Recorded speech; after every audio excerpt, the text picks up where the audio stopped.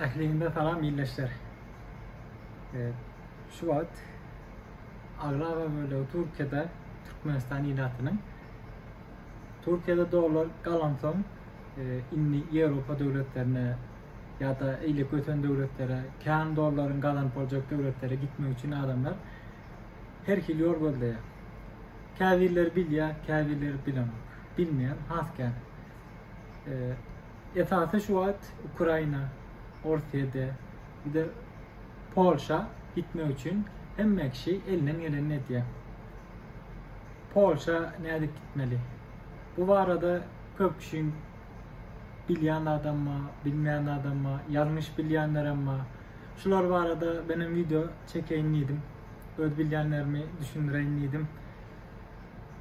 Şu için bu videoyu sizin için çektim.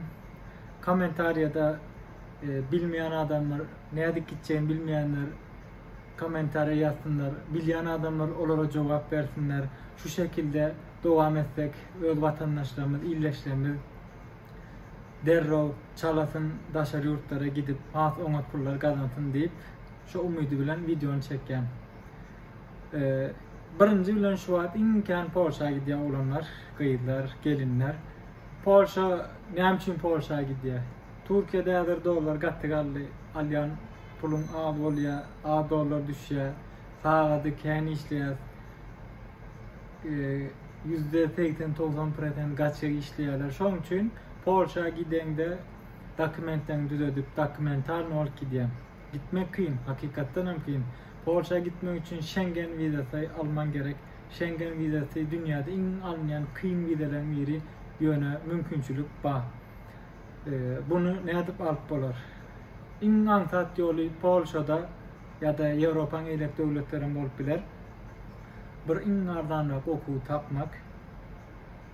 Türkçe maydan öğren Türkiye'de olursan lisans, üniversite oku ve yüksek lisans, aspirantura oku ile giden yardayında sana vize vermeleri %90% yani garanti oluyor. Yeni bir yolu var, iş üstüyle gidiyen. Anırda bir tanış tapmalı, ona iş tapabilsen ya da aytan olsa bir iş tapabilsen mühim olan gidip bilmek başta, ondan sonra galan anırık varsa çödüler emmeden iş tapıp anırdan çakılık getirtmeli, pırtlajeni. Onu köp adamlar gatiken polisliğe, şirketlerim ve yanlış bilgiler verip biliyorlar. Hemmek için diye mok yöne yanlış bilgi verip kendi pul alanlar var, buna ağlanma, haişim. Ve giden işlerini halaman olanlar, tədədən okuva, dokument tavşırıp, tədədən okuva, pul tölep, bir giden çıktayca edip kıyın yağdaylara düşüyor. Bunlar gidip bilenler ve bir neçe halkımız berde, Türkiye'de ya da belki dünyanın iyilik yerlerine gitmek için yol gözlüyorlar. Nerede gidip bolar Polşa? Ay düşünmüyorlar, oku üstüyle inan taktıyorlar. Oku üstüyle, iş üstüyle ya da gezmek için gidecek olsam vize alman gerek.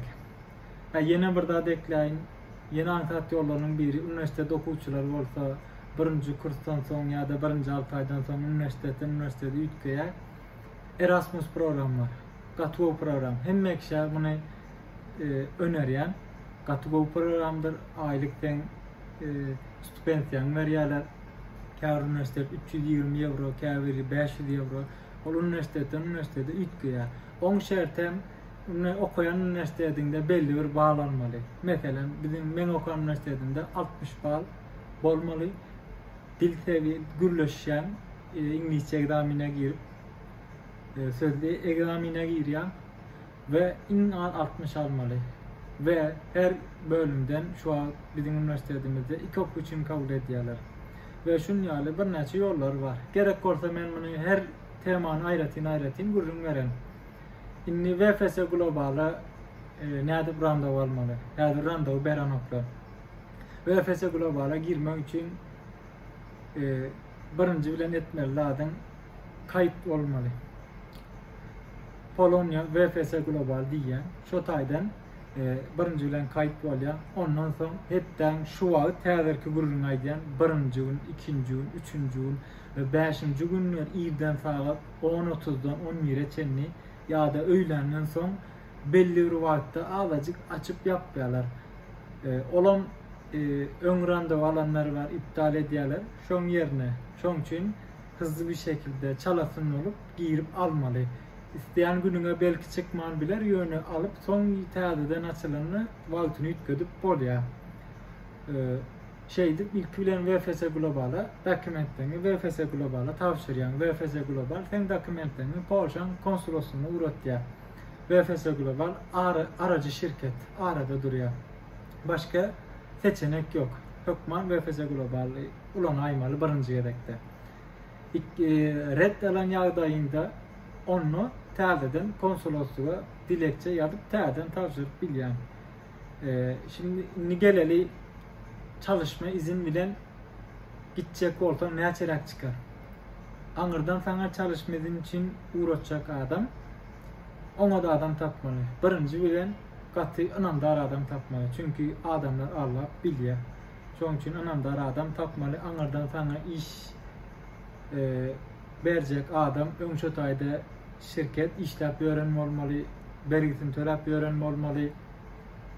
Son yağdayda sana iş davetiye uğradıp biliyorlar. Her temanı ayrıca netip olsa yekeden üstüne durup geçecek. Sana davetiye gelenden sonra davetiye sigortan VFS Global'dan alıp bolya sigortan galyan yerin varada hat adli sicil belge. Türkiye'de yaşayanlar esas Türkiye için gürleyen E-Devlet'ten adli sicil kaydı alıp bolya. Yine üye kayıt olanlardan E-Devlet'ten kayıtlı adresini alıp bolya. İnternette de bundan detaylı açık malumatlar var. Sizden vatandaşlarım haişim kömek edelim. Bir adam şu videomu söylen gitse men beğener. Hem de pul ölen çözülmeye kimin doğası kimin pulu diye şunun için dua almak için bir de kömek edelim. Beş velayetin halkı olup ol velayet bu velayet değil doğun karnına şiyalı olup birbirimizi kollayalım. Mümkün olurlan anırdan üyecek davetiyenem adırak pul değilsinler bunu gören arkadaşlara haişim. Nesip olsa Polşa yakın vakitte gitmenizi arzu ediyen. Videonun devamı gelmesini isteseniz video like koyun, abone olun, paylaşın, görmeyenler görsün. Bundan sonra detaylı umut videolar çekecek nasip olsa haişim paylaşın ve komentarı yazın gidecek adam katıkenler bilyenlere ne yollarla gidip olyanını yazın birbirine kömür edin. Sağ olun, sağ oturun, görüşmek üzere. Sağ olun.